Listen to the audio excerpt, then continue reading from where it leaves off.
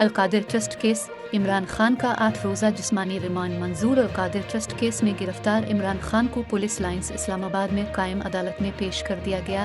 नैब ने 14 रोज़ा जिस्मानी रिमांड की इस्तदा की, ताहम अदालत ने साबिक वज़ीर आज़म का 8 रोज़ का जिस्मानी रिमांड मंजूर करते हुए उन्हें नैब की तहवील में दे दिया।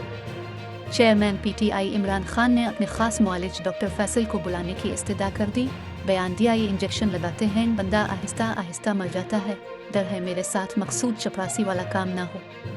साबिक वज़ीर आज़म इमरान खान को सिक्योरिटी खदशात पर इस्लामाबाद पुलिस हेड क्वार्टर्स पहुँचाया गया। PTI चेयरमैन के खिलाफ केसेस की समाअत के लिए नैब कोर्ट और डिस्ट्रिक्ट कोर्ट पुलिस लाइन में शिफ्ट कर दिए गए थे।